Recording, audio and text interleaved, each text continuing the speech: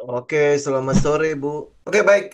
Kita mulai ya untuk market update kita ya di hari Rabu. Ini adalah hari besok ya. Besok adalah hari terakhir untuk bulan Juli ya. Dan ya sepertinya Juli itu pasti akan ditutup positif ya. Tapi bagi kita update dulu ya untuk marketnya ya. Untuk minggu ini yang kita lihat itu adalah koreksi mulai terjadi. Ini hari ini mungkin memberikan konfirmasi kita koreksinya ya. Tapi ini koreksinya cuma sampai di sini ya di berapa ini 7.550 yaitu resisten yang sempat di break ya kemudian menjadi supportnya. Nah, atau dia benar-benar mau koreksi lebih jauh. Ya, karena ini rally udah cukup jauh. Ini rally dari bawah itu udah berapa persen? Ya, ini sampai ke atas itu sudah 13%, hampir 14 ya. 13,77 gitu kan. Nah, apa yang mau kita lihat di sini ya? Kalau dia udah rilis panjang itu ya udah berarti kan kalau dia ada koreksi mencari swing low itu kan wajar ya walaupun mungkin kalau dia turun sampai ke level 50%, level sampai ke 61,8 di golden zone-nya itu juga sebenarnya adalah koreksi yang wajar. Jadi bukan berarti oh nanti dia udah selesai nih, oh trennya udah kelar dan lain sebagainya. Nggak usah apa kita udah lewatin fase-fase itu. Ya, kita udah lewatin untuk yang dibilang fase oh nanti market apa akan downtrend dan lain sebagainya. Kita udah lewatin fase itu. Kalau teman-teman cek dengan katalisnya, semua pendorongnya ya, mungkin mungkin ada yang bilang begini dulu. Indeks harga saham gabungan mah karena ini ya ada grupnya PP, ada ada beberapa grup konglomerat akhirnya makanya dia naiknya segini ada mungkin dibilangnya DCII lah, SSIA lah dan lain sebagainya ya. Oke lah ya memang itu memang iya dia dia mendorong pergerakan indeks setinggi itu. Tapi jangan lihat cuma di Indonesia doang. Kita ngelihat adalah pergerakan indeks harga saham gabungan itu serentak di seluruh dunia ya. Lu mau ngomong saham PP ada di misalnya Singapura gitu, kan nggak ada kan? Mau ngomong saham PP itu ada di oh apa kalau Amerika mah karena apa karena Nvidia dan lain sebagainya. Enggak, ternyata itu memang didorong oleh global. Global itu bergerak seperti itu. Ya, makanya teori Dawes mengatakan indeks itu saling melengkapi. Jadi tidak di satu tempat. Market sedang memprice in di mana mungkin keadaan ekonomi akan baik-baik saja untuk ini saya nggak bilang untuk selamanya ya.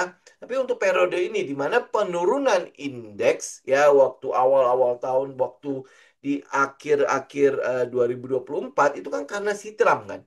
Ya kita tahu bahwa dia akan menerapkan tarif yang begitu tinggi kan. Nah, tapi kan sekarang kita udah mulai lihat ada deal-deal yang terjadi. Kayak Eropa itu adalah Eropa berapa 15% ya. Kemudian Inggris lebih rendah. Kemudian habis itu kita dapat 19%. Kemudian habis itu Filipina dapat 19. Kemudian Vietnam dapat berapa kan dan sebagainya. Jadi udah mulai settle untuk tarif ini. Nah, nextnya apa? Nextnya itu market memprice in untuk peluang pemotongan suku bunga The Fed itu di September. Ya, nah ini yang kita lihat itu adalah ya besok tanggal 31 itu adalah saat dimana kita mau lihat apakah ada kejutan nggak di situ. Kalau tidak ada kejutan ya sudah sosok aja. Ya, jadi market udah memprice ini tuh. Contoh misalnya kayak malam ini di 7.30 akan ada pengumuman GDP untuk pertumbuhan ekonomi US ya. Kalau sampai itu negatif, berarti secara teknikal ekonomi US itu masuk dalam resesi. Tetapi kesepakatan yang ada dan perkiraan yang ada itu adalah 2,4 sampai 2,5. Berarti kan nggak ada technical recessions di US itu nggak ada. Udah clear lah ya. Dengan data ini saja, di mana inflasi terkendali, kemudian habis itu kita lihat masih ada pertumbuhan ekonomi, kemudian masih ada pertumbuhan untuk di bidang di daerah konsumen ya inflasi daerah konsumen jadi kenaikan harga itu hampir boleh bilang tidak terlalu mempengaruhi inflasi. Nah kayak gitu market itu berarti sudah memprice in bahwa peluang the Fed itu akan turunin suku bunga udah sangat besar ya terutama di daerah September lah. Kalau untuk tanggal 31 semua memperkirakan tetap 4,5% ya kecuali ada kejutan di situ. Kalau dia tidak ada kejutan ya sudah market akan sosok aja udah semua itu udah dipresin oleh market. Jadi balik lagi ke indeks harga saham gabungan. Kalau sampai nanti dia koreksi, itu juga koreksi yang wajar. Kalau lu baca teknikalnya, kan selalu ya kalau pergerakan teknikal itu akan ada swing high, swing low, swing high, swing low. Gitu kan. Jadi itu sehat gitu. Yang nggak sehat itu adalah dia rally tanpa henti. Kemudian habis itu nanti turunnya juga pasti akan tanpa henti gitu kan. Jadi tapi kalau misalnya dia ada swing high, swing low, swing high, swing low, itu clear ya. Oke. Nah, kalau pertanyaannya pembayaran utang jangka pendeknya di bulan September, Pak. Ya, di bulan September. Nah, apakah US punya uang? Udah pasti punya uang lah. Kalau enggak, dia default. Ya kan? Itu pasti udah pasti sudah dipikirkan dan bagaimana akhirnya the Fed, apa US itu udah pasti bisa membayar tagihan suku bunga yang jatuh tempo pada bulan September itu. Oke?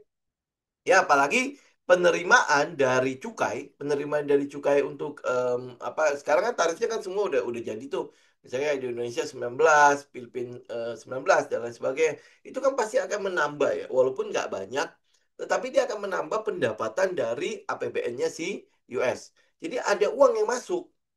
Ya ada uang yang masuk terus habis itu nanti mungkin di compare dengan kan ada pemotongan pemotongan pajak juga.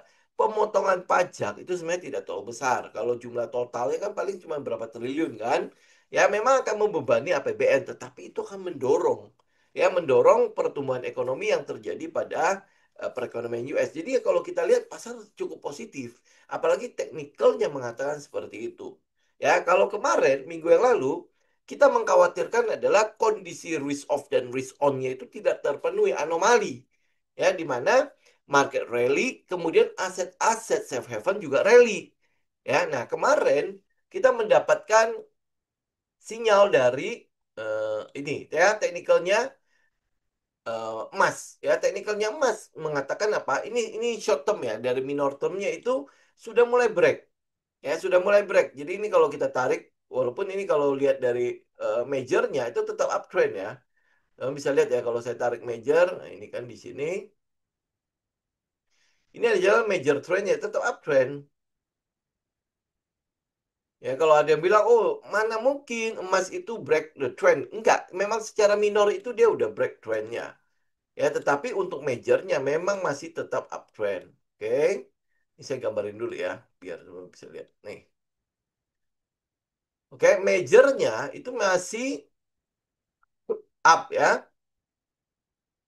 Oke, nah, majornya masih up, tetapi minornya, ini nih ya, trend yang ini ya, saya ganti warna jadi merah aja. Nah, trend ini memperlihatkan kepada kita, minornya itu sudah mulai break. Oke, nah nih, teman-teman lihat ya, apakah trend ini cukup kuat? Sebenarnya kalau lu lihat dari syarat pembentukan dari sebuah trend line, ada berapa titik? Dua titik sebenarnya udah cukup kan? Tetapi ini dilewatin oleh banyak sekali titik. Mana pulpennya? Nih ya, ini adalah satu. Kemudian habis itu kita tarik ke atas. Di sini ada dua, di sini ada tiga, di sini sedikit lagi. Nah, ini empat, lima, enam. Kemudian break. Ya, break. Memang iya, oke. Dibilangnya ini kan baru satu candle, belum bisa konfirmasi. Ya oke, nggak apa-apa gitu kan. Tapi ini sudah menjadi sinyal awal buat kita melihat bahwa secara minor, trend secara minor untuk safe haven ini itu sudah mulai eh, memenuhi kondisi di mana risk on itu terjadi di mana ya aset dari safe haven itu mulai dibuang ya pada saat dibuang nanti ini akan ada konfirmasi kalau misalnya nanti ini kan dia retest nih retest kemudian habis itu turun gitu ya. Nah, begitu itu udah jauh lebih konfirmasi lagi. Nah, secara minor kita mungkin akan melihat bahwa ada uang dari safe haven ini mulai masuk ke aset-aset yang berisiko. Salah satunya adalah pasar modal. Ya, makanya teman-teman mungkin lihat ada all time high terjadi di S&P 500, di Nasdaq, ya, di New York Stock Exchange itu kenapa all time high lagi? Kan saham PP nggak ada di situ ya. Ya kan? Oke? Ya, nah, jadi terus habis itu teman-teman lihat katalisnya. Jadi kita bercerita dengan cerita-cerita juga ya. Jadi ada dasar di mana kita mengatakan bahwa ini udah apa rally ini sudah jelas terkonfirmasi. Apalagi nanti dia akan swing low, ya, swing low. Kemudian habis itu balik ke swing high-nya. Jadi kalau lihat dari uptrend itu kan adalah higher high, ada higher low-nya kan? Ya, nah sekarang ini adalah low, kemudian habis itu dia naik sampai ke sini ini adalah high, berarti high low-nya udah terbentuk ya. Nah, kemudian habis itu ini low, kenapa kita bilang ini adalah high low? Karena high ini sudah di break, berarti kan ini udah valid low, ya. Jadi ini sudah ada high, low, dan high low. Kemudian kita cuma tinggal menunggu dia swing lagi, dia swing. Begitu dia swing, ya dia swing, cari dapat low. Berarti kan kita dapat nih nanti ada satu low yang baru. Ya, bagaimana cara kita bisa tahu ini akan jadi low yang baru? Yaitu pada saat high ini di break. Ya, pada saat dia udah mulai swing low, kita udah tahu di sini udah ada higher high kan.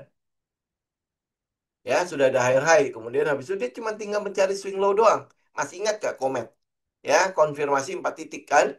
Ya, jadi kalau dia udah 1.2.3.4 titik itu apa 4 titik sorry 4 titik itu sudah terpenuhi, maka apa yang teman-teman itu tungguin? Ya, kalau kalau ini adalah emiten, maka ya high ini akan menjadi titik entry kita. Ya, artinya dia sudah mengkonfirmasi terjadinya uptrend gitu. Ya, jadi low ini, ya low yang sekarang nih nanti akan membentuk higher low itu tidak boleh sampai patah. Bagaimana cara kita tahu bahwa trend itu akan patah? Trend itu akan patah kalau dia tembus 6.800, 6.750 ya, low yang terjadi di sini. Ya, 6.750. Begitu teman-teman lihat low 6.750 dia tembus, artinya trend itu ya nggak berlanjut. Tapi kalau dia tidak tembus itu, tidak tembus 6.750, maka kita tahu bahwa udah ini sudah ada peluang bahwa trend ini akan berlanjut. Nah, kalau seandainya nanti ya indeks harga saham gabungan benar akan terus turun, kita nggak tahu ya trennya itu seberapa kuat ya. Kalau lihat dari katalis yang ada itu sangat kuat untuk rally. Jadi kalau dia kuat, mungkin dia tidak akan turun sampai ke golden zones yang kita mau. Ya ke 50% atau di bawah 50%. Bisa jadi dia cuma akan turun sampai ke 7.340 saja. Ya, dia cuma akan turun sampai ke situ. Ya, atau mungkin nanti akan ada shadow sampai ke 7.200 ya. Iya. Ya, mungkin akan shadow doang sampai ke 7.200 kemudian habis itu lanjut naik. Gitu. Kenapa? Kalau kita lihat katalisnya itu kuat sekali ya sekarang ya. Kita lihat dari perang tarifnya itu udah selesai. Ya, perang tarif udah selesai. Nah, tadi pagi mungkin ada gempa bumi tapi ternyata cukup jauh dari pusatnya Rusia jadi mungkin kerusakannya tidak akan mempengaruhi apa-apa gitu ya. Apa ya itu saja ya tidak ada black swan sama sekali di situ. Nah jadi nextnya apa? Selama si Trump ini tidak macam-macam ya sudah selesai. Ya orang bilang oh kan ada perang Thailand sama Kamboja itu deket banget sama kita. Kita harus katakan ya itu mungkin menjadi satu advantage buat kita. Buat indeks harga saham gabungan kita buat apa asing buat masuk ke kita malah. Ya kenapa? Karena ya kalau dia ada perang di sana ya mereka akan menghindari sana ya akan menghindari sana kemudian habis itu mungkin saja ya mereka akan bawa uangnya malah masuk ke kita karena efeknya itu nggak gede. Teman-teman bisa lihat ya kekuatan apa tentaranya Thailand dan angkatan bersenjatanya sorry angkatan bersenjata Kamboja dibandingkan dengan Thailand itu nggak ada papanya ya mungkin sama kayak apa sama seperti Rusia sama Ukraina. Ukraina kan nggak ada papanya kalau tidak dibantu oleh NATO habis. Nah kebetulan Kamboja di baliknya itu ada Cina doang. Ya, nah cuman ya kalau dia terang-terangan membantu situ ya pasti Amerika turun lah ya. Ya dan teman-teman tahu lah ya Amerika di mana. Tapi ini eskalasinya jelas tidak akan membesar karena ini sudah berlangsung sebenarnya udah cukup lama. Ya itu bukan baru terjadi ya apa ketegangan ini sebenarnya bukan baru terjadi tapi ini sudah lama sekali karena masalah perbatasan kan. Ya, jadi pengaruhnya kecil banget ke kita. Nah, kalau itu kecil, ya berarti kan kita bisa mengeliminir itu semua. Jadi gempa itu ya teman-teman udah bisa eliminir, ya tidak akan mempengaruhi. Mungkin di Bering Sea-nya itu memang ada ini ya cadangan minyak cukup besar ya, tapi itu hampir boleh tidak terlalu berpengaruh. Kita lihat harga minyak dulu ya sebentar ya nih. apa yang terjadi pada harga minyak tidak terjadi apa-apa hari ini. Berarti kan sebenarnya di gempa itu nggak nggak apa namanya tidak menimbulkan kerusakan pada instalasi-instalasi minyak yang ada di Rusia. Lagian minyak Rusia juga masih diembargo kan. Jadi ya pengaruhnya tidak ada di minyak. Kalau dia tidak ada pengaruh di minyak, berarti gempa bisa kita eliminir. Kemudian perang yang Thailand sama Kamboja bisa kita eliminir. Nah, kalau itu dieliminir semua, ya, sisanya apa? Sisanya adalah katalis positif berupa pemotongan suku bunga yang kemungkinan besar akan terjadi di September. Ya, kemudian habis itu pemberlakuan tarif di tanggal 1 Agustus itu udah fix. Ya, udah fix. Misalnya ya, kayak Indonesia, nggak tahu nanti bakal turun lagi apa enggak. Tapi yang jelas itu udah jadi 19% dibandingkan 32%. Itu jelas ya kita kita kita udah memprice ini tuh kan. Kemudian yang lain-lain juga sama, semua udah hampir boleh udah mau price in. Ya mungkin yang tidak itu ya Kanada sama Brazil ya, tapi itu urusan mereka itu juga jauh ya. Kita mungkin diuntungkan juga dengan tarif yang setinggi itu. Kayak contoh misalnya kayak Brazil dengan apa tarif sebesar itu, mungkin saja konsumen ada produsen-produsennya US akan mencari substitusi di tempat lain termasuk kita. Ya kan? Kita cuma 19%. Ya, nah itu kan kurang lebih seperti itu. Nah, itu kalau lihat dari tarif, katalisnya cukup positif untuk rally-nya bursa. Oke, nah kemudian habis itu kita lihat suku bunga tadi ya, udah cukup positif.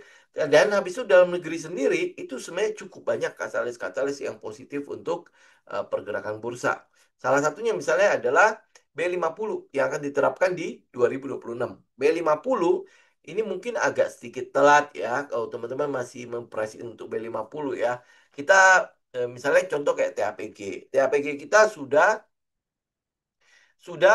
ini sudah apa ya kita bilang sudah capai targetnya ya, targetnya kan di 1420 itu udah clear ya. Ini atasnya nih, ini berapa sih? Ya 1470 ya, itu udah clear, udah selesai ya. TAPG kita udah clear nih, udah kelar. Jadi udah nggak usah dikejar, jangan terus melihat oh ini masih B50 kan di 2026. Nah, market udah memprice ini tuh. Kemudian habis itu market sudah memprice laporan keuangannya juga. Jadi udah clear nih TAPG. Lu kalau kejar TAPG itu sudah lu terlambat. Ya, kemarin itu kita sempat bahas mengenai PTPS ya. Benar nggak PTPS judulnya ya? Oh ya, betul ya. Nah, ini PTPS. Awalnya sebenarnya saya juga agak rada curiga kenapa dia naik. Padahal ini adalah sektor pertanian sebenarnya. Ya, sektor pertanian. Tapi makanya kalau teman-teman bedah lebih lanjut, ini makanya kenapa butuh research ya. Kalau lu bikin PR-nya, maka lu akan melihat bahwa PTPS ini ternyata sudah mengkonvert sektor yang dia dulu pakai kayak misalnya perkebunan karet, perkebunan apa ya selain karet dan lain sebagainya yang tidak ada hubungannya sama CPO itu mulai dikonvert ke CPO semua ya. Oke, nah setelahnya sekarang yang ditunggu oleh si PTPS ini adalah selesainya pabrik CPO-nya. Ya, saya rasa manajemennya PTPS pasti tahu ya, 2026 itu akan diterapkan B50, di mana pada penerapan B50 kita kekurangan berapa hektar, ya berapa hektar lahan untuk sawit. Oke, nah jadi tambah dia pasti ya namanya dia itu kan dia pertanian kan, ngapain gue masih ngarapin karet dan segala macam kan. Nah sekarang dia masuk ke CPO. Nah ini salah satu yang di price in oleh market. Kita tahu jadinya kalau lu tahu story-nya maka lu berani megang. Ya, walaupun kita tahu juga PTPS ini harganya kan cuma segitu ya. Ya, waktu kita lihat itu masih di seratusan kan. Ya, harganya kan segitu. Udah pasti liar sekali. Ya, buat teman-teman yang konservatif mungkin tidak akan berani untuk masuk situ. Tetapi peluang dia untuk mencapai beggar pasti akan jauh lebih cepat dari TAPG. Tapi kalau lu yang konservatif, pasti kita akan pegang si TAPG. Ya kan? Ya, itu kurang lebih ya. Jadi kalau teman-teman belajar lah ya, kan ada banyak sekali ya, apa yang sawit-sawit tadi ya, ada yang apa, enggak, dia udah lama. Teman-teman tinggal research aja PTPS itu sudah di-convert ya dari berapa tahun yang lalu ya. Dia udah mulai jualan malah itu si PTPS ini. Dan kita lihat di laporan keuangannya juga sudah ini kan, sudah beda kan ya. Nah, kemudian apa ada beberapa kok ya. Ini misalnya contoh kayak kemarin kita sempat bahas misalnya TBLA. Kemudian kita sempat bahas mengenai Ali ya. Ali juga ya teman-teman tahu lah. Sekarang laporan keuangannya cukup bagus. Kenapa dia lagging? Nah, itu pasti ada sebabnya kan ya, kenapa dia lagging ya.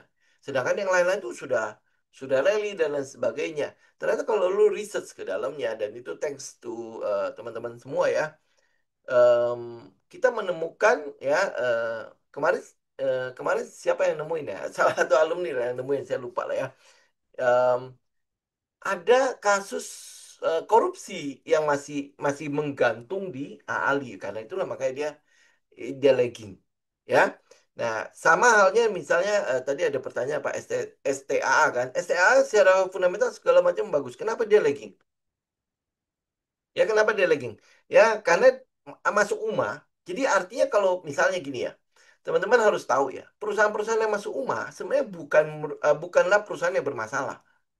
Ya, perusahaan yang masuk UMA itu sebenarnya bukan perusahaan yang bermasalah, tetapi perusahaan yang apa ya kita bilang ya, tidak tidak responsif gitu. Nanti nggak? Tidak responsif dalam arti gini.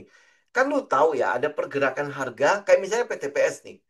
PTPS ini sebenarnya ya kita udah manajemen pasti udah tahu dong. Oh, kan memang sudah terjadi perubahan pada operasionalnya, ada ekspansi dan lain sebagainya. Nah, kalau dia responsif, maka dia akan cepat ya tanpa diminta oleh bursa dia akan memberikan klarifikasi pergerakan harga ini. Begitu pergerakan harga diklarifikasi, ini nggak akan masuk UMA. Ya ada beberapa saham, teman-teman pasti tahu lah saham-saham itu ya. Dia bergerak terus tapi nggak kena UMA. Kenapa? Karena manajemennya responsif untuk menjawab terus. Ya, menjawab terus tanpa diminta dan diminta. Ya, tanpa diminta pun dia terus menjawab bahwa memang ini ada begini, ada begini, ada begini, ada begini. Memang ya berarti kita tahu bahwa pergerakan harganya sedang memproses sesuatu. Bukan tahu ya, kalau UMA itu kan unusually movement activity ya. M-nya itu apa ya? Saya lupa ya. Pokoknya UMA lah ya. Jadi ada pergerakan yang tidak market ya. Nah, jadi ada pergerakan yang tidak biasa. Ada pergerakan yang dicurigai oleh bursa. Ya, tapi kalau misalnya manajemennya bisa menjelaskan, ya otomatis tidak akan disorot. Paham ya? Ya itu kurang lebih. Nah, itu bedanya STTA itu kelihatannya ya kayak gitu lah ya. Makanya itu akhirnya masuk UMA. Lu kalau udah masuk UMA kan orang masuk situ berani nggak? Padahal pergerakannya udah secara fundamental dia udah cukup bagus. Ya, pergerakannya lihat nih. Ya kalau lu bergerak begitu dan manajemen tidak responsif, udah pasti akan disorot kan. Nah, pada saat disorot manajemen tidak bisa menjawab, ya udah, berarti kan ini pergerakan yang liar gitu dianggapnya. Nah, begitu pergerakan itu dianggap liar, masuk UMA, ya publik kan akan langsung ya teman-teman deh. Dia begitu masuk UMA, jadi lu gimana? Oh, mundur dulu deh. Ya, jangan-jangan nanti tiba-tiba suspendnya nanti kalau cuma seminggu 2 minggu kan. Kalau misalnya ternyata tidak responsif banget itu bisa disuspend berbulan-bulan gitu ya. Jadi buat kita ya udah pasti enggak lah gitu kan. Oke. Nah, kalau sudah punya TAPG, sampai punya DSNG ini mah cuma satu grup ya diborong semua, Pak. Ikuti dengan trailing stop. Ya, ikuti dengan trailing stop. Yes, memang kita lihat B50 itu masih di 2026 ya. 2026. Kemudian habis itu ini ya, Brasil itu masih di tarifnya begitu tingginya. Udah pasti akan ada apa akses lah. Ya, di mana mereka akan mencari substitusi yang lain gitu kan. Nah, jadi ya kita pasti akan dapat apalagi dilihat dari harga CPO-nya sendiri itu udah trending. Ya, ini technical CPO ya. Technical CPO sudah trending. Jadi kalau dia sudah trending, artinya apa? Artinya ya mungkin kita oke lah ngelihatnya gini deh. Ngelihatnya minor aja dulu deh. Minor itu udah kemungkinan besar akan lebih bagus. Gitu ya. Kalau harga CPO-nya mulai trending, artinya pemasukan untuk si perusahaan pasti akan lebih tinggi dong. Ya memang ya di sebaliknya subsidi dari pemerintah juga mungkin akan lebih tinggi. Jadi ini mungkin akan dikendalikan. Tetapi setidaknya dari 3.500 3.800 itu saja emiten-emiten CPO itu sudah untung gitu kan. Apalagi sekarang udah di 4.200. Dan ini kalau dia bertahan saja sampai akhir tahun gitu ya. Kita nggak usah ngarapin yang tinggi-tinggi deh. Dia bertahan sampai akhir tahun saja. Berarti kan kita tahu bahwa oh ada peluang Q3-nya itu akan bagus dan kemungkinan besar akan ditutup dengan tahun yang bagus untuk saham-saham sawit gitu kan. Ya, kurang lebih seperti itu. Jadi ya kalau kalau saya bilang ya tinggal trailing stop. Kita berusaha untuk let the profit run. Ya, let the profit run. Sama seperti saya udah bilang di komunitas juga kan ya. Saya katakan bahwa lu untuk mendapatkan satu satu satu emiten yang bisa bisa bisa juara, bisa bisa running begini, kemudian katalisnya masih tetap utuh, itu tidak mudah. Ya, tidak mudah karena itulah makanya kita berusaha banget untuk mempertahankan dia seberapa bisa run kita kita ikut gitu. Ya karena itulah makanya kita kenal dengan trailing stop. Ya, trailing stop itu artinya kita mencoba untuk mengikuti trennya, tetapi tidak sampai mengorbankan keuntungan yang sudah kita punya. Ya, karena itulah makanya kita ikutin, tapi di ditahan juga gitu loh. Dia nanti dia turun seberapa besar, ya, nah kita keluar. Ya, makanya kita punya namanya trailing stop kan. Ada beberapa metode kita kan. Lu kalau misalnya mau ikutin trennya itu benar-benar sampai patah, ya pakai MA50 gitu. Jadi ya kita kita benar-benar bisa menikmati gitu loh sebuah tren itu sampai benar-benar selesai gitu. Ini nggak usah keluar masuk, kita udah dapet gitu kan, gitu ya. Nah ini CPO. Kemudian habis itu teman-teman lihat batu bara juga, ya. Saya nggak tahu batu bara kenapa, tetapi memang sudah kita melihat sebuah pergerakan bahwa di emiten ini sudah mulai bergerak-gerak. Bukan emiten ini, dari ini ya. Hmm, Sebentar. Nah ini dia. Coba yang mana? Saya harusnya pakai yang Skisusco. Oh, udah pakai ini aja lah. Komoditas. Batu bara yang mana? Kol nih. Oke, ini udah kita bahas ya. Jadi ada dua komoditas ini yang perlu kita perhatikan. Salah satunya adalah CPO. Nah, yang kedua itu adalah ya ini batu bara ini. Oke, ini nggak bisa kita pakai. Sorry. Ya, teman-teman lihat ya. Ini batu baranya. Bentar. Ini weekly ya. Oh, gimana ya ini ya. Nah, kalau teman-teman lihat di weekly, itu sudah ada kenaikan kan? Ya, bahkan kalau ini saya nggak bisa gambar ya. Nggak bisa ya. Ini kalau teman-teman lihat ya secara teknikal, ini berarti kan sudah change of karakter ya. Ini weekly loh, ya. Ini weekly ya. Ya kalau kalau daily-nya kan nggak terlalu cakep aja sih. Nah, ini kalau daily-nya nih harus pakai line chart nih kayak mungkin baru kelihatan. Nah, ya ini kalau daily-nya kita kan lihat kan ini sudah change of karakter kan di sini. Betul ya? Berarti kan dia sama seperti CPO, sudah mulai ada pergerakan. Nah, kalau ini sudah mulai ada pergerakan, artinya apa? Pergerakan misalnya contoh ya, beberapa saham ya, misalnya contoh kayak Indi. Ya, Indi walaupun teman-teman mungkin tahu dia sudah tidak di batu bara sudah lama, tapi efeknya masih ada nggak? Masih nongol di daerah Indi gitu loh. Nah, jadi Indi walaupun kita tidak pricing untuk batu bara ya, Indi ya, kita sedang menunggu itu adalah di area yang kita mau nih. Ya, di kotak itu ya antara berapa tadi?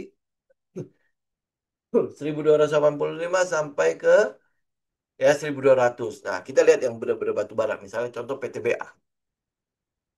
Ini PTBA, ya kalau batu bara sudah mulai naik, ya ini tahu nggak area kosong ini apa? Itu kan gap ya. Ya ini secara teknikal, ini adalah sebuah area buat kita profit itu sangat mudah. Ya apalagi harga batu bara kan sudah mulai, ya begitu dia sudah mulai, Ini kan kita tunggu apa? Tunggu dia break. Tunggu sebuah pergerakan. Kalau lu mau konservatif, nah ini gini ya. Kan gua nggak ngerti ya, gua nggak tahu nih bener nggak batu bara akan naik dan lain sebagainya. Oke, gua nggak mau tahu. Yang gua mau tahu itu adalah gua tunggu jebret gitu. Ya, dia punya impulse move. Ya, impulse move di situ begitu dia impulse, ya begitu ada sebuah pergerakan yang besar, momentum terjadi di situ. Kita tunggu apa? Kita tunggu dia pullback. Udah, wis clear. Ya, pada saat dia bergerak, artinya kita tahu bahwa smart money sudah mulai bergerak di daerah situ. Pergerakan ini pasti ada pressing in untuk sesuatu kan, ya kan? Ya, nah habis itu tinggal kita tunggu pullbacknya. Kalau sekarang kan gue nggak tahu nih, benar gak ya harga batu bara ini kan sudah naik nih, akankah bergerak ya saham-saham emiten-emiten batu bara? Nah, kalau dia misalnya nggak bergerak nih, ya kan gue nggak punya setup untuk melihat pergerakannya seperti ini. Misalnya ya, misalnya. Sebentar, kita lihat dulu ada setup. Nah, oke. Nah, teman-teman ya. Teman-teman alumni pasti tahu ya. Ini kan tinggal kita tunggu dia mendatar aja kan. Nah, kalau misalnya gue nggak punya setup itu, maka yang kita lakukan adalah lu tunggu dia impulse. Jadi pergerakannya akan dung gitu ya. Udah mulai bergerak situ. Nah, kemudian habis itu tunggu dia pullback.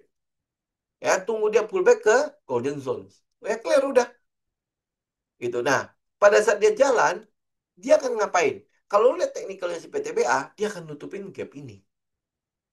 Ya, begitu di jalan, berarti kita tinggal apa? Ini kalau misalnya, oh, gue udah yakin banget dengan katalisnya dan lain sebagainya kan. Ini berarti adalah jadi stop loss gue. Gue beli aja sekarang. Ya, gue targetnya di mana? Sini aja udah. Ya, kalau lu lihat target ini, lu cek deh ya supply dan demand. Ini adalah daerah supply dan demand. Ini adalah daerah supply dan demand. Ya, pasti harga akan mulai naik kembali ke situ untuk mengambil demand-demand yang ada kan. Nah, sedangkan ini adalah daerah, ini demands ya. Ini adalah daerah demands. Ya, itu adalah daerah supply. Jadi kalau seandainya gue beli nih, ya, gue bisa aja, kita bisa aja tunggu di sini. Mungkin nanti akan ada kayak spring gitu di di ini pergerakan ini. Kemudian habis itu gue target di sini. Ya, 6 berapa? Nah, ini 6. Ya, kalau gue targetin aja di situ, itu 28% lumayan ya. Ya, jadi ini mungkin skenario-nya ya. Seandainya nih, gua nanti ya kalau misalnya ini udah confirm banget, lu tahu sendiri ya kalau market maker kalau mau ngambil barang kan dia kejutin dulu kan market kan, yang kita bilang spring itu. Ya dia taruh, dia turunin ke situ, kemudian habis itu dia dengan cepat dia naikin kembali. Gitu kan, ada peluang seperti itu kan. Kemudian kalau kalau kita lihat dari supply dan demand, ini ada daerah demand, itu ada daerah supply. Ya, jadi udah tinggal targetin aja kayak gitu, eh, enak sih. Ya, ini PTBA. Kemudian habis itu lu lihat di sini ada gap. Ya, itu sebenarnya adalah apa ya, teknikal yang simple banget ya. Tapi katalisnya harus jalan, ya katalis apa ceritanya itu harus fix dulu gitu. Ya kalau ya, artinya kalau kita lihat dari ini, memang pergerakan harga batu baranya secara minornya memang sudah memberikan kepada kita konfirmasi ada pergerakan. Ya, dari tadi yang berapa di bawah situ. Dari tadinya 93 sekarang ya ini per ton ya, 93 US dollar per ton. Sekarang jadi 115 US dollar per ton. Jadi artinya kalau seandainya HPP mereka, HPP itu harga pokok produksi mereka itu adalah biasanya batu bara berapa ya? 95 sampai 100 ya, 95 sampai 100. Kalau dia di daerah bawah sini, ini dia rugi kan. Ya. Nah, sekarang harganya sudah 115, berarti dia sudah mulai akan mendapatkan keuntungan. Apalagi kalau dia bertahan saja dari situ. Ya bertahan aja, kita nggak butuh dia gede-gede. Ya, misalnya dia bertahan saja di situ, pasti akan ada perubahan pada pendapatannya si perusahaan-perusahaan batu bara itu, ya. Tapi ingat, di batu bara kita juga masih punya katalis yang sangat negatif, yaitu apa? DME, ya, domestik eh, apa ketersediaan di daerah domestiknya. Tapi biasanya walaupun dia ada DME-nya, karena domestik pun ikut harga pasar, jadi harusnya tidak tidak terlalu ini ya, tidak terlalu berpengaruh ya. Cuma memang kalau dia mau ekspor, pungutannya itu yang gede. Ya, nah sedangkan PTBA, ya PTBA balik lagi, itu kan memang lebih banyak ke lokal dibandingkan dengan import ya. Mungkin akan beda dengan ITMG, mungkin akan beda dengan Bayan dan lain sebagainya. ITMG juga Bayan pasti untuk kita jarang lah yang beli ya. Ya, karena harganya kayak gitu kan. Nah, itu PTBA. Nah, sekarang kita lihat Bumi. Bumi gimana? Nah, Bumi kan sudah rally kan. Ya, sudah naik duluan nih. Sudah pernah rally duluan. Ya, saya pakai line chart biar kamu lihat. Nah, ini kan sudah rally duluan. Ya, kalau lu lihat choknya, change of character dan lain sebagainya itu sudah ada. Ya, oke. Nah, kan dia udah rally duluan. Ini yang saya bilang. Apa yang lu lakukan? Kita tunggu. Ya, tunggu di daerah. Ini kan kita mancing kan ya. Jadi lu tunggu umpannya, ikannya makan umpannya. Ini di daerah 100 sampai ke 109. Udah tunggu aja di situ. Ya, apalagi di situ ada gap, ya kan? Nah, ini adalah daerah di mana lu tungguin gitu. Ya, targetnya mungkin clear ya di daerah atas ini di 176. Ya, kalau pakai ini kan cuma buat swing ya. Ya, daerah 76. Jadi kalau gua beli misalnya ya, anggaplah dia turun sampai situ ya. Stop loss gua taruh di bawah lah ya. Gua targetin di atas itu berapa? 1 banding 2 aja. Nah, itu kurang lebih 66%, kemudian loss-nya 33%. Ya, SL 33. Ingat ya, lu nggak usah pusingin soal, wah SL 33. Berarti kan rugi gua 33%. Bayangan lu pasti, wow ini gila nih. Apa, tunggu, tunggu. IG nggak kelihatan soalnya. Ya, nah bayangan orang-orang kan, wah gila, trading plan macam apa? Loss-nya sampai 33%. Lu tahu nggak kalau misalnya kalau kita tahu tentang risk dan money management, ya kok IG-nya nggak keluar juga ya? Oh, udah ya. Ya, kita tahu risk dan money management di situ ada namanya position sizing. Ya kalau lu bikin position sizing berarti lu tahu risk per trade lu. Jadi setiap kali lu buka posisi dan dia kena stop loss lu, ya, lu tahu lu ruginya berapa? Ruginya adalah 1% dari modal lu, bukan 33%. Ya kalau lu nggak ngitung itu, betul lu akan kaget dengan 33%-nya. Tapi kalau teman-teman ngitung position sizing, maka walaupun dia kena 33%, rugi lu cuma 1% dari modal. Ya, ini saya mau tekankan. Kenapa? Karena banyak sekali yang bilang, gila lu, trading plan macam apa? 33%. Ya, ini kalau kita bilang oh, ini aja lu kaget gitu kan. Yang lu hold, kalau lu udah rugi, lu udah tahu salah, holdnya sampai 60%, 70% minus, lu nggak protes gitu. Saya juga bingung ya. Saya bikin trading plan begini, teman-teman malah memprotesnya. Ya, kenapa? Kita nggak pusing dengan persenan ini. Semakin gede stop lossnya kita tahu bahwa jumlah lot yang bisa kita masuk sini nggak banyak. Ya, karena ada hitungan position sizing tadi. Ya, pahamin itu ya. Oke, ini sekalian saya menjelaskan kenapa apa stop loss gede-gede lu nggak pusing. Ya, memang kita nggak pusing karena ada position sizing. Jadi walaupun gue masuk ke bumi, mungkin lot size gue nggak gede. Ya, misalnya lu punya modal 100 juta. Ya, berarti kan 100 juta kurang lebih kita bagilah jadi 6 7 saham lah ya. Nah, dari 100 juta misalnya gue bagi 5 saham deh. Ya, biar gampang hitung ya. Berarti kan gue cuma masuk ke sini 20 juta. Ya, 20 juta. Tapi kalau gue hitung nih dengan 100 juta dengan stop loss 33%, ya artinya minus gue bisa sampai 30%. Mungkin yang diizinkan masuk ke sini nggak 20 juta. Ya paling misalnya cuma tinggal 5 juta sampai 6 juta gitu ya. Akan berbeda misalnya stop loss gue cuman 8% misalnya. Ya berarti gue bisa masuk full. Misalnya 20 juta bisa gue masuk full semua di situ. Gitu. Ya itu makanya pentingnya pentingnya risk dan money management. Ya jadi kita bisa ngikutin gitu. Apakah dia akan benar-benar turun sampai ke cuman ke 100? Bisa jadi enggak, bisa jadi dia akan turun sampai ke bawah lagi. Eh, Misalnya ya, dia bisa aja turun sampai ke berapa nih? Bisa aja dia sampai turun ke 87. Ya, 87 dia bisa aja turun sampai ke situ.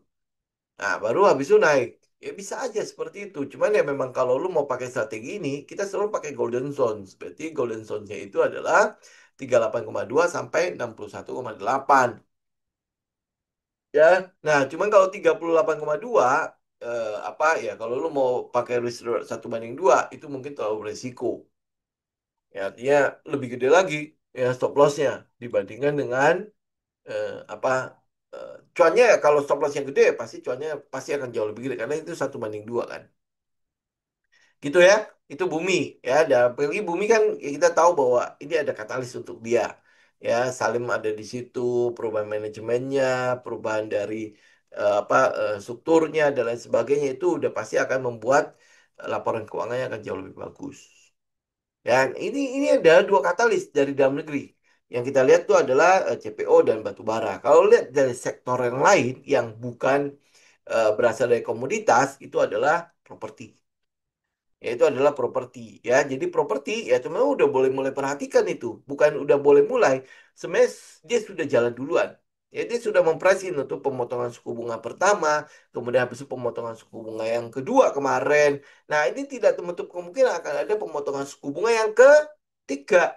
Dan itu sudah memang sudah Bank Indonesia sudah mengatakan itu bahwa akan ada pemotongan suku bunga lanjutan di apa tahun ini di masa-masa di bulan-bulan yang akan datang gitu. Kalau The Fed September ini turunin suku bunga, pasti Bank Indonesia akan lebih turunin lagi. Gitu ya. Jadi kalau misalnya ada penurunan suku bunga, salah satu yang akan terdampak dari penurunan suku bunga itu adalah properti. Ya, jadi itu yang teman-teman juga mesti lihat. Nah, pasti teman-teman ada yang bantah. Nah, daya belinya kan nggak ada. Justru dengan adanya pemotongan suku bunga, maka akan ada peluang untuk suku bunga kredit turun. Begitu suku bunga kredit turun, ya berarti kan ada peluang aja nih ya orang-orang berpikir, ini kan udah mulai turun ya. Jadi mungkin udah waktunya untuk dari yang tadinya mereka hold terus ya, tahan terus ya, mungkin udah waktunya untuk mereka mulai buy. Apalagi kalau aset-aset safe havennya mulai turun. Ya, mulai turun ya. Optimisme itu akan terus terbentuk gitu. Ya, euforia itu pasti akan mulai terbentuk seiring dengan rally dari pasar gitu loh. Ya, nah kalau misalnya sektor properti udah mulai bergerak gitu ya, mulai bergerak dampaknya itu pasti ke perbankan. Penerimaan untuk KPR segala macam itu kan pasti akan lebih tinggi. Ya, oke. Jadi ya ini teman-teman tinggal lihat lah rotasi sektoralnya. Itu akan bergerak terus deh daripada apa yang sekarang kita mungkin perhatikan saham satu grup aja, grup PP ya. Pokoknya bertahan aja di situ tinggal bolak-balik di situ. Ya atau mungkin apa yang grup Salim ya. Ini udah mulai bisa melebar gitu loh ya. BSD misalnya, ini saya tambahan aja ya. BSD kalau seandainya em, apa studi kelayakan ini bisa berlangsung cepat, itu mungkin akan menjadi katalis yang cukup positif untuk BSD, yaitu apa? Perpanjangan MRT dari Lebak Bulus ke BSD. Ya, itu salah satu yang sangat-sangat positif itu. Jadi beberapa saham untuk properti yang kita lihat tuh kan kayak BSD. Ya nih, ini BSD ya. Ini kalau ini kan udah rally ya. Dia udah mulai ngetes 2 kali. Kemudian habis itu ada Alam Sutra. Ini Alam Sutra udah teman-teman nggak usah ikut lagi ya. Kelihatannya dia nggak turun lagi nih. Ya, ini adalah daerah yang lu ikuti awal. Ini kan. Itu kan di situ ya. Oke. Nah, kalau sekarang ya udah ini mah udah tinggal ituin apa ikut tren aja. Kalau lu punya ini, ya sudah tinggal ikutin aja. Ini adalah target-targetnya nih. 182, 220 sampai ke 244. Ya, Alam Sutra. Ya, ini kenapa ini? Kenapa dia bergerak? Memang karena apa namanya? Karena perkembangannya segala macam yang cukup bagus ya. Penjualannya juga masih cukup bagus dan ya dibandingkan dengan big cap yang di properti ini memang tergolong murah lah. Kalau lu misalnya bandingin dengan TAPG dan eh, PTPS gitu ya. Ya itu udah kalau TAPG sudah kemana gitu kan. Nah, TAPG itu bergeraknya lebih kenceng gitu. Ya, ini teman bandingin dengan misalnya CTRA. CTRA udah mulai jalan belum? Itu belum jalan lagi ya. Nah, ini juga teman-teman bisa perhatikan misalnya Pewon. Nah, ini udah di daerah nih, ya di daerah yang buat kita kita bisa ambil ya pewon. Nih dia udah turun kan? Udah sampai ke situ kan? Dan masih di situ loh. Ya masih di situ. Jadi kalau memang katalisnya akan mulai lanjut situ, ya artinya eh, ya udah ini udah masuk ya, udah masuk kriteria. Ya kita udah nggak ngomong apa-apa lagi ya, udah tinggal teman-teman lihat ya aja gitu. Ya nanti kita update lagi yang lain. Itu sektornya banyak kok ya. Nah, properti juga salah satu yang memicu dia adalah SSIA juga. Ya kenapa SSIA? Karena dia adalah di sektor properti kan. Ya, orang sampai masuk ke SSIA, bukan orang nih. Konglomerat 2 biji, 3 biji itu sampai masuk ke SSIA, kemudian diikuti oleh asing masuk ke SSIA. Itu kan berarti ada sesuatu yang mereka lihat di sektor properti. SSIA itu properti loh ya. Ada sesuatu yang mereka lihat di situ. Nah, apakah itu berdampak ya untuk ke properti? Misalnya kayak SSI yang selevel sama SSIA, misalnya kayak Dimas, BES dan lain sebagainya. Teman juga bisa perhatikan itu. Gitu. Kalau sektornya mulai bergerak, ya harusnya akan ada pergerakan ya. Nah, rumornya sekarang adalah BKSL Bukit Sentul ya. Itu akan dipilih untuk entah entah bikin apa lah ya dengan Danantara ya. Nah, makanya sampai udah naik begitu. Nah, ini kalau udah kayak gini, kita udah nggak usah ngapa-ngapain. Ya, apalagi rumor itu kan tidak bisa dikonfirmasi sama sekali ya. Lu mau konfirmasi sama siapa? Ya benar nggak si si apa namanya si Danantara itu akan memilih Sentul gitu kan? Kita nggak tahu. Nah kayak gitu udah nggak usah. SSC udah tahu tinggi itu udah kita lupakan aja. Ya kalau dia punya setup untuk kita ikutin.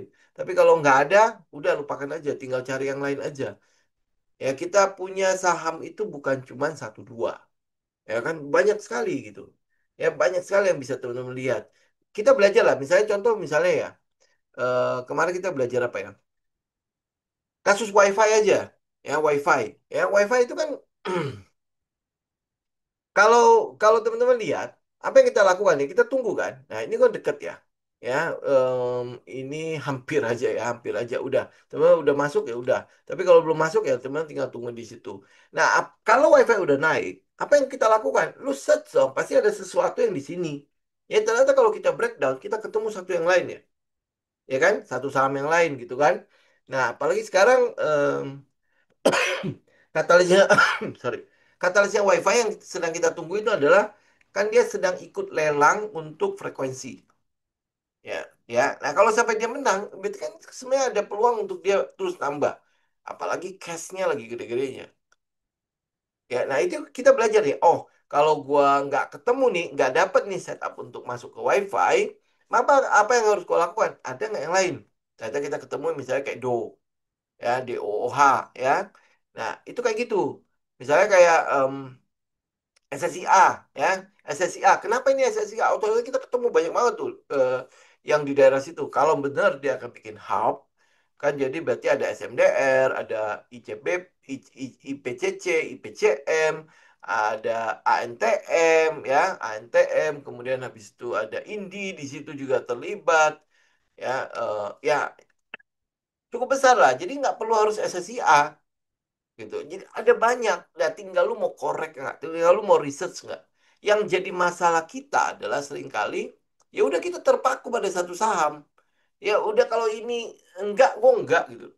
Padahal ya jangan lupa loh kesempatan di tempat lain di sekelilingnya juga banyak gitu loh. Kalau sampai tebakan kita benar, dia akan jadi hub untuk electronic vehicle untuk di daerah situ. Ya, itu bisa jadi efeknya ke DRMA, auto segala macam itu bisa bisa efeknya tuh sampai kemana-mana gitu loh. Gitu. Nanti lu udah terus pantengin SSIA, nggak dapet, yang lain juga lu nggak dapet. Gitu kan kita bukan trader semacam itu gitu. Ya ada yang lain cari yang lain gitu. Kalau nggak ada yang lain ya baru udah kita pantengin itu aja. Tapi kalau masih ada yang lain, ini kesempatan lo. Kalau indeks itu koreksi, ini kesempatan lu untuk masuk ke market sebelum dia rally. Ya kalau dia udah rally, nah nanti mulai lagi. Aku masuknya di mana ya? Nanti akhirnya udah sembarangan masuk jadi FOMO. Ya jadi FOMO ya, ujungnya lu tahu sendiri lah. Ya, jadi ah, eh, kenapa ya? Kenapa apa ya? Kenapa trader akhirnya tidak pernah jadi gitu? Ya, oh, dari mungkin 100% akhirnya 90% entah kemana gitu. Ya, kalau teman-teman punya jurnal, ya balik bolak-balik di situ ya. Mungkin nggak tahu sih teman-teman udah bosan apa enggak. Lakukan juga, gue juga nggak tahu lu lakukan apa enggak ya. Kalau lu punya jurnal, lu akan tahu di mana salah lu. Apa yang gue omongin hari ini benar nggak? Gitu. Kalau lu nggak punya jurnal, lu cuma merasa-rasa doang. Oh hari ini benar-benar lu omonginnya benar. Nanti kalau lu udah punya, gue dapat lo, misalnya CDIA 600%, koin 600%, gue dapat nih, lu katanya nggak boleh masuk IPO ini 600%, ya 600%, tapi lu bisa masuk maksimal nggak masalahnya? Ya kalau cuma beberapa lot doang, lu pamer 600% ngapain? Gitu kan? Nah, kita maunya adalah ya, gue mau masuk segitu, gue bisa masuk segitu gitu. Gitu kan? Jadi keuntungan kita maksimal, ya. Nah, artinya apa? Artinya gini loh. Kita sering kali gitu. em, apa yang yang mungkin sering kali membuat kita gagal itu adalah kita nggak pernah mau sabar, kita nggak pernah mau lihat kehidupan kita lah. Lu kalau dalam hidup ya, lu menguasai semua bidang nggak? Ya, misalnya, gue ngelihat yang jual es krim enak nih, gue mau jual es krim. Kemudian habis itu gue yang jual sekarang lagi viral apa ya? Ya ada yang viral bisnis B lagi, lu mau ambil juga bisnis B. Ada yang viral lagi bisnis C, lu mau ambil juga bisnis C. Ada yang viral lagi bisnis D, lu mau ambil juga bisnis D. Ya, kemudian habis itu ada yang viral lagi bisnis E, lu mau ambil juga. Nah, habis itu ambil itu semua, kira-kira menurut lo ini untung sedikit, ini untung sedikit, ini untung sedikit, ini untung sedikit, ada efek nggak buat lo? Ya, atau misalnya ya, lu lebih baik gue konsen aja, gue fokus pada satu yang memang gue expert di situ, yang memang gue ahli di situ. Gue belum ahli, oke, gue akan kuasai dia sampai gue ahli di situ, ya. Dan gue akan pegang cuma satu itu aja. Ya kalau lu udah ahli di situ, ya kemudian lu tahu lah seluk beluk tetek bengek segala macam dari A sampai Z dari hal itu, kira-kira lu bisa menghasilkan lebih banyak gak dari sini? Karena lu ahli di situ. Ingat loh, dia ahli di tempat yang itu ya, yang benar ya. Ya, jadi kalau lu bilang di trading, lu cuma pakai satu metode aja. Dan lu bikin, gue tahu bagaimana cara menggunakan metode itu sampai gue udah firm banget. Kira-kira lu lebih bisa menghasilkan nggak daripada gue tahu 1001 metode? Oh, ya, ya kalau pergerakan begini gue harus masuk begini, pergerakan begini gue harus masuk begini, begitu gue harus masuk begitu. Ya, jadi akhirnya lu kacau gitu loh. Ya kan? Akhirnya apa? Lu bisa dapat lebih banyak atau gue cuma perlu satu aja udah. Dan kemudian habis itu kalau gue udah dapet, gue akan let the profit run. Nah, bagaimana cara gue let the profit run? Oh, gue punya trailing stop. Udah, clear gitu loh. Ya, lu coba kuasai itu satu dulu. Ya, satu itu lu kuasai. Ya, next habis itu nanti, oh, kayaknya ini bagus nih. Ah, lu baru tambah-tambahkan nggak masalah. Itu yang gue bilang, bikin trading system buat lu sendiri. Nah, lu kalau nggak percaya sama yang gue punya, ya lu catat aja, lu bikin sendiri, lu punya. Gitu. Ya, oke. Udahlah, ini saya nggak mau tahu banyak bahas itu. Ya, udah terlalu sering soalnya. Oke, teman-teman kalau ada pertanyaan, silakan ya.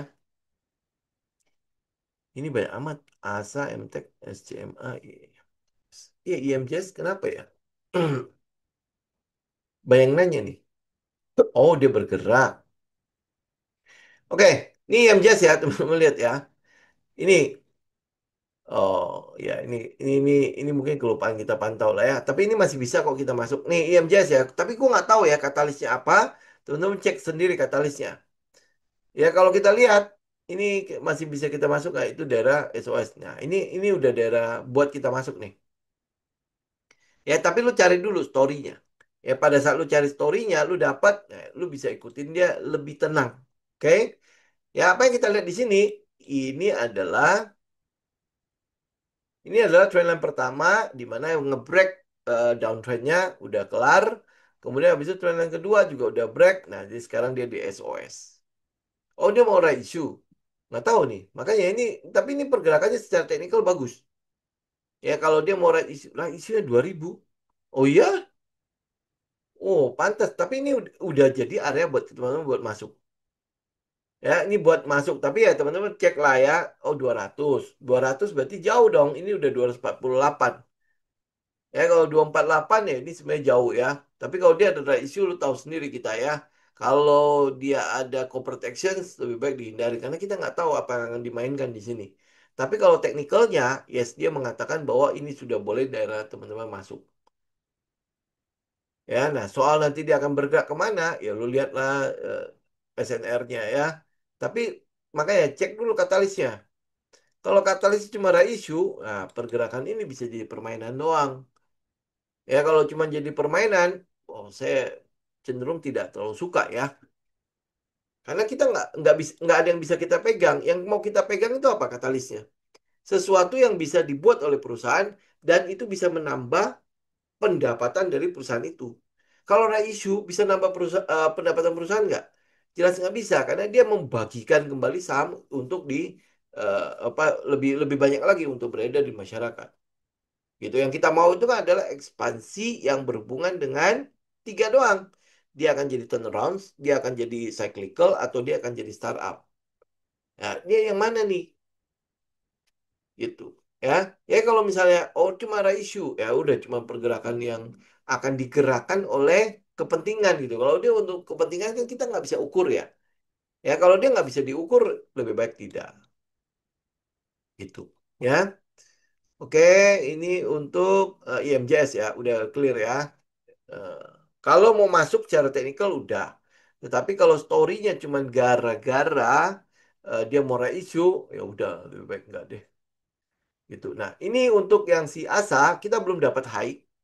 Kalau kita belum dapat high, kita nggak bisa nentuin di mana kita bisa masuk. Tapi kalau lu lihat dari supply dan demand, ini kan ada rally base rally ya. Ya mungkin nanti dia akan ada pullback ke daerah situ. Tapi cek dulu high dan low, swing high dan swing low-nya itu di mana. Kalau dia belum ada swing high, swing low, kita nggak bisa tentuin apa-apa di daerah sini. Ini mungkin akan jadi swing high ya. Ya, mungkin. Tapi ini bergerak kemudian habis itu tidak dikonfirmasi. Kalau dia dikonfirmasi, ini pasti akan jadi daerah bagus. Nah, ya benar ya. Tuh, ya daerah situ. Daerah berapa ini? 650 sampai ke 715. Tapi ini harus ada swing high-nya dulu ya. Kalau dia nggak ada swing high, ya udah nggak usah. Ini belum bisa dijadi gambar, ya. Ini juga sama katalisnya juga kita nggak tahu, ya. Memang dia bergerak, oke lah dia udah bergerak. Ini udah jelas udah perubahan pada karakter. Ini pasti ada sesuatu di sini. Cuman ya saya nggak ngikutin aja. Ya tinggal cek aja. Kalau misalnya secara teknikal kita akan tunggu dia pullback. Ya kita akan tunggu dia pullback untuk si ASA. Oke, kemudian MTech. Nah, MTech ini pasti berhubungan dengan video. Ya MTech, SCMA ini udah pasti akan berhubungan dengan video karena sebentar lagi akan ada IPO video. Ya lu tahu sendiri ya si waktu IPO grupnya si MTech ini apa ya siapa ya? Itu kan mereka gerakan dulu. Ya jadi kalau pergerakannya cuma gara-gara itu doang, udah saya mungkin akan menyarankan teman-teman hindarin aja si MTech, SCMA karena itu ada hubungannya sama video. Video itu akan di IPO-an mungkin nggak lama lagi tahun ini juga sudah ada pipeline-nya. Ini kan udah dibergerakin. Ya pergerakan ini ya karena corporate action lagi. Gitu. Story di balik itu hampir boleh yang tidak ada. Ya kecuali ya itu tadi ya cuman itu doang. Ya apa IPO video. Ya pergerakannya cuma itu doang. Oke, Bchip. Tunggu ya. Bchip ini properti kan ya? Oh, ini dia investasi. Dia sempat masuk mana ya? Ya sempat masuk Bukalapak, tapi itu Bukalapak kan sudah keluar. Tapi gini ya, mungkin kalau ngomongin investasinya MTech ya, saya nggak melihat investasinya MTech itu bagus loh. Dia cuma beruntung aja. Misalnya contoh kayak Bukalapak gitu ya, dia dapat ya waktu itu kan memang itu adalah saham teknologi pertama yang launching kemudian habis itu hype banget kan. New economy masih ingat nggak waktu itu ya? New economy. Padahal kalau kita yang menjadi pelapaknya kita tahu ekonomi apaan dalamnya udah nggak ada papanya kan. ternyata diburu habis-habisin kan. Ternyata itu adalah untuk exit strategi kan, untuk ya MTech lah dan lain-lain sebagainya. Nah sekarang lu lihat lu lihat Bukalapak gimana. Nah, memang iya dia dapat uang cukup banyak dari Bukalapak. Teman-teman tahu nggak waktu dia investasi BlackBerry itu kan gagal ya kan? Nah kemudian dia beli SCMA, dia beli SCTV sebenarnya kan, dia beli SCTV. Kemudian habis itu aduh kemarin apa ya? Dan menurut saya investasinya tidak wah, ya tidak wah sama sekali gitu ya. Mungkin akan lebih wah kalau teman-teman lihat kayak Salim. Ya lu lihat dia investasi oke kan? Ini investasi kalau Salim. Kalau PP ini bukan investasi, dia IPO. Kemudian habis itu memanfaatkan hype-hype yang ada ya dan ya saya harus akui manajemennya pinter. Ya, pinter banget. Cuan beli Petro di harga premium. Orang jadi ikutan Petro harga premium kan.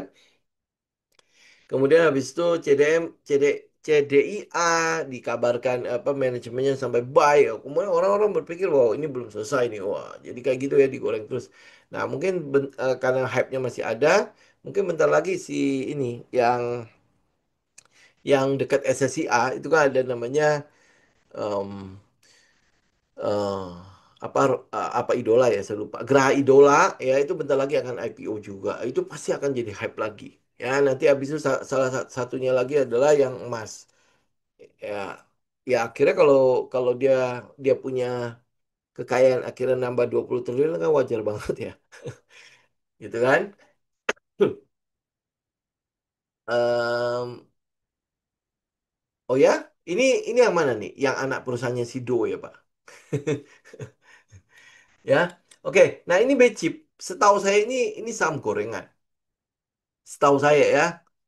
Oh ya? Oh nanti kita cek lah ya. Tapi yang itu malas ikut. Oke ya. Nah ini setahu saya ini gorengan becip ya. Apakah dia bisa jadi SSIA?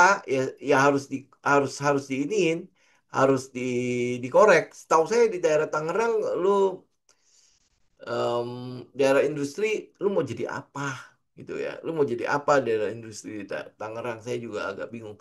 Ya, tapi yang saya tahu kita taunya itu adalah saham ini gorengan ya. Saham ini saham cukup gorengan. Kalau untuk story-nya teman-teman tinggal cek aja. Ya, tapi saya tidak menemukan apa tidak menemukan story tentang Becip. Da, apa diraba-raba dalam waktu dekat juga kayaknya nggak ada ya. Em, saya nggak tahu teman-teman punya nggak rumor apa gitu ya untuk si Becip ya sehingga naiknya itu udah 100% lebih kok. Ya dari gocap menjadi 120 ya berarti kan udah 100% lebih ya ya nah kalau dia nggak ada story di balik pergerakan harga ini saya mungkin cenderung tidak akan ambil walaupun mungkin teknikalnya oh, kan nanti tinggal kita tunggu aja teknikalnya saya nggak pede gitu lu mau price in untuk apa gitu loh price innya apa masalahnya itu kita butuh tahu kan ya karena sebuah pergerakan harga itu selalu ada sebabnya kalau dia tidak ada sebab nah itu kan sesuatu yang aneh. Ya kayak misalnya contoh misalnya kayak Ali. Yang lainnya udah jalan kenapa dia nggak jalan ya? Ah berarti kan harusnya ada sebab kan. Nah begitu kalau teman-teman korek-korek, ketemu. Oh makanya dia lagging. Walaupun kemarin laporan keuangannya bagus, itu kan lagging gitu loh. Ya kan jadi sebuah pertanyaan kan, kenapa tidak ada smart money yang masuk di situ? Oh ternyata begitu cek, oh ya udah kelar gitu loh. Gitu ya. Nah, BPKP, ya BPKP kan laporan keuangannya juga bagus kan. Tapi teman-teman cek ya, MPL-nya ternyata masih tinggi sekali walaupun dijual-jual itu ya. MPL-nya itu masih 10%. Ini ya BPKP ya. Tapi ini moga-moga apa nggak lama lagi kita dengar mungkin dia akan mulai ini ya, jual-jualin lagi kreditnya ya. Ya, ini masalah di NPL-nya. NPL 10% ya. Apa net lagi. Ya, non performing loan-nya itu 10% dan itu gede banget 10% itu untuk sebuah bank. Yang saya nggak tahu itu apakah masih bawaan, tapi yang tahu saya itu dulu NPL-nya sudah turun. Kenapa naik lagi? Itu kan berarti kan apa ada sesuatu di situ. Kita tunggu dulu beberapa hari sampai ada konfirmasi kenapa NPL-nya setinggi itu. Kalau dia masih konfirmasi atau mengecewakan, apa kita keluar dulu dari BPKP. Takutnya itu masih akan lebih lama lagi. Karena NPL itu setahu saya, tunggu sebentar ya teman-teman lihat ya, NPL BPKP sebelum 2025. Ini ya, ini kan Februari nih. Ya, Februari itu sudah sorry, Maret ya, Maret itu sudah ditekan dari 9,7 menjadi 8,74. Ini NPL-nya turun ya, tetapi teman-teman lihat untuk ini ya, ini Desember ya, Desember di 2023 itu cuma 4,81 di bawah 5 NPL-nya. Ya, Desember 2023. Tadinya kan 6, lebih sekalian kan. Ini 2019 ya. Oke. Nah, 2022 dia janji malah tekan NPL dalam 3 tahun. Ya, ini ya, NPL ya. Tahu-taunya, tahu-taunya NPL dari mana ini? Bukopin jadi 10%.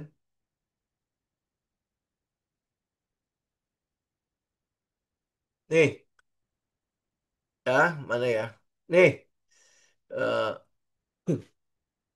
NPL-nya tembus 10%. Nah, ini kan apa? Untung sih iya 337. Udah untung berarti 2Q itu sebenarnya dia udah untung. Cuma ini loh, ya NPL-nya dia butuh dia butuh em, ngasih tahu kita kenapa gitu. Ya, nah, ya makanya ini yang agak repot kenapa malah naik gitu. Padahal dia udah bagus kan, tadinya udah di bawah 5 malah akhirnya berangsur-angsur naik. Ya, nah ini dan performance loans ya itu mencapai di atas 10%. Ya, di atas 10%. Jadi artinya em, kalau utangnya dia salurkan, kredit yang dia salurkan misalnya berapa ya?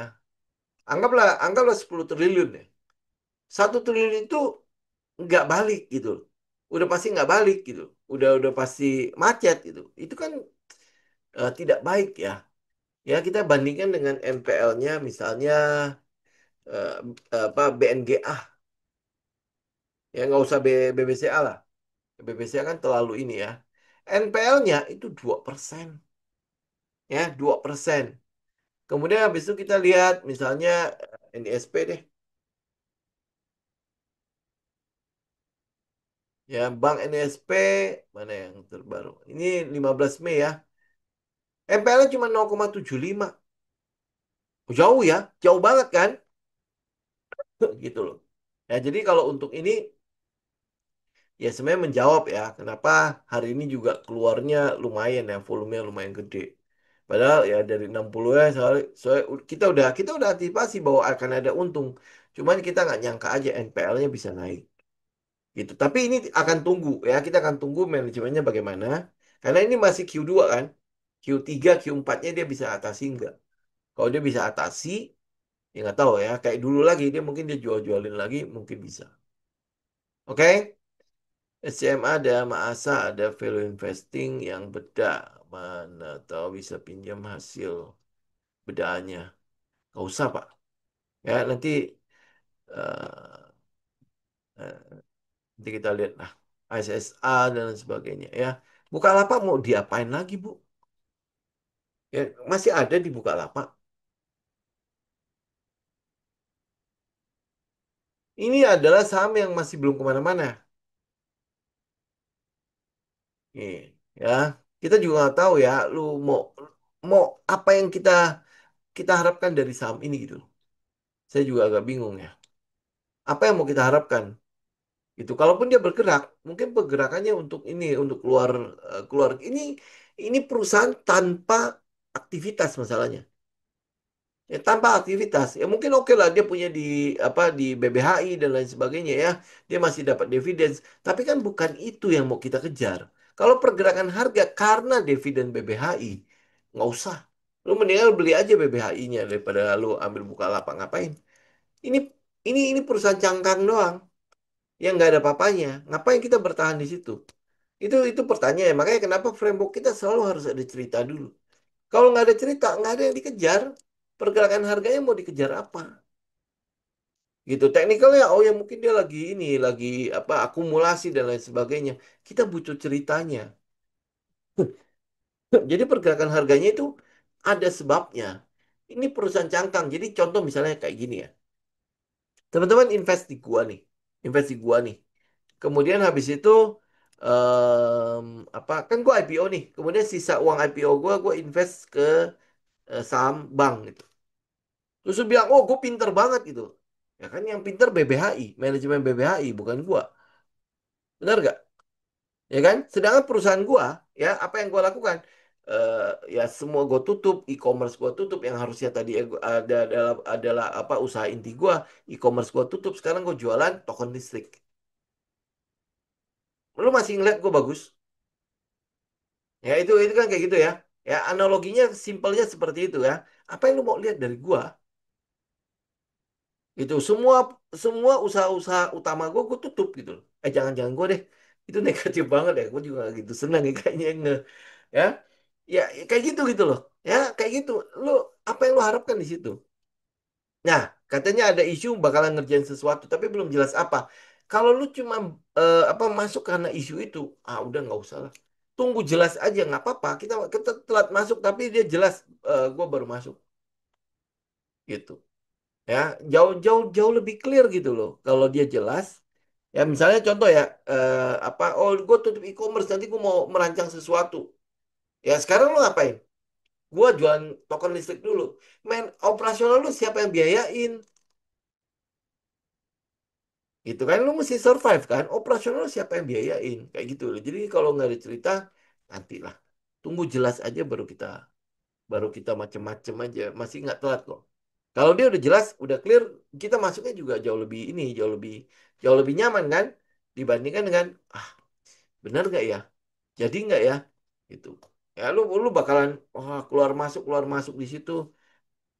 Akhirnya apa ya was-was sendiri ya kalau udah was-was nanti dia turun dikit lu langsung keluar gitu jadi psikologi yang jadi masalah kan ya oke teman-teman saya pikir untuk hari ini kita cukupkan dulu ya.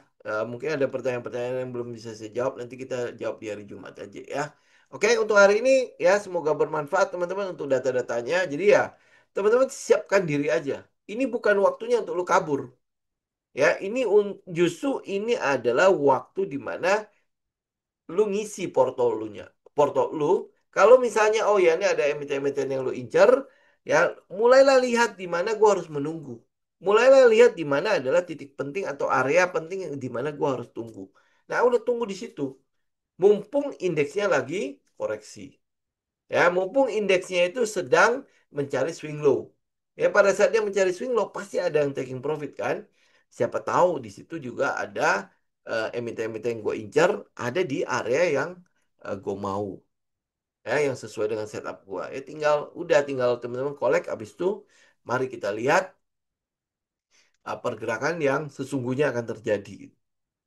ya habis itu ya tinggal ya baru kita ngomong salam cuan ya Pak. Ya oke teman-teman sampai ketemu hari Jumat ya oke saya izin pamit dulu thank you semua God bless saya izin pamit ya thank you